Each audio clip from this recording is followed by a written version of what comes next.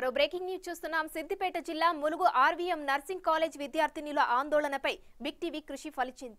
విద్యార్థినుల ఆందోళనను big TV ప్రసారం చేసిన 4 గంటల వ్యవధిలోనే సమస్యల పరిష్కారానికి ఉన్నతాధికారులు ముందుకొచ్చారు.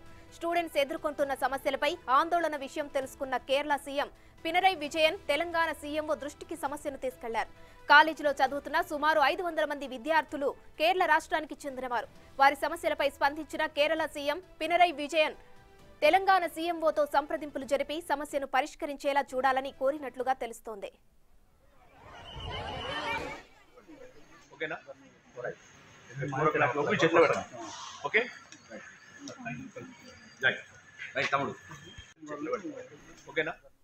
దీంతో ఆందోళన చేస్తున్న విద్యార్థినులతో యాజమాన్యం ఉన్నతాధికారులు సంప్రదింపులు చేపట్టారు. మెడిసిన్ విద్యార్థినులు ప్రవేశపెట్టిన 14 డిమాండ్లలో 11 డిమాండ్లకు యాజమాన్యం ఆమోదం తెలిపింది. అధ్యాపక బృందం తమతో అసభ్యంగా ప్రవర్తిస్తున్నారంటూ ఆర్వీఎం వైద్య కళాశాల నర్సింగ్ విద్యార్థినులు ఆందోళనకు దిగారు.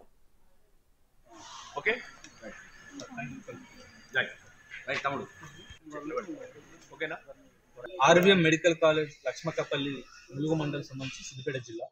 ఇక్కడ విద్యార్థుల యొక్క హక్కులను హరిస్తున్నారని చెప్పేసి ఏదైతే కేరళ సీఎం మాణిక్ సర్కార్ ఏదైతే చెప్పారో వాళ్ళ సీఎం వీళ్ళు మెయిల్ చేయడం వల్ల అక్కడ ఉన్న SFI all India president VP Sanu గారు మాకు చెప్పడంతో ఇక్కడికి మేము విద్యార్థుల యొక్క సమస్యల పరిష్కారం కోసం వచ్చాం. వాళ్ళు కొన్ని డిమాండ్లు దాదాపు 14 డిమాండ్లు పెట్టారు. ఈ 14 డిమాండ్ల పాటు వాళ్ళు స్ట్రైక్ చేస్తున్న క్రమంలో చెప్పాం ఎస్ఎఫ్ఐగా మీకు సంపూర్ణంగా మద్దతు ఉంటుందని చెప్పేసి. దాంతో పాటు ఏదైతే విద్యార్థులను ఈక్వాలిటీ పేరుతో చూడకుండా అట్లాగే నాన్ క్వాలిటీ ఫుడ్ పెట్టడం, దాంతోపాటు హరాజ్ చేయడం ఏవైతే ఉన్నాయో, దాంతోపాటు క్వాలిటీ టీచర్స్ అంటే క్వాలిటీ లెక్చరర్స్ లేకపోవడం, వీటన్నిటి సమస్యల పైన అట్లాగే ఫోన్లు తీసుకోవడం, ఫోన్లు ఇవ్వకుండా ఇబ్బందులు పెట్టడం, సో కొన్ని ఇష్యూస్తో బయటకు వచ్చారు విద్యార్థులు. వాళ్ళ సమస్యల పరిష్కారం కోసం మేము ఎస్ఎఫ్ఐగా పోరాడాం. దాంతోపాటు విద్యార్థుల యొక్క సమస్యలను అడిగి తెలుసుకున్నాం.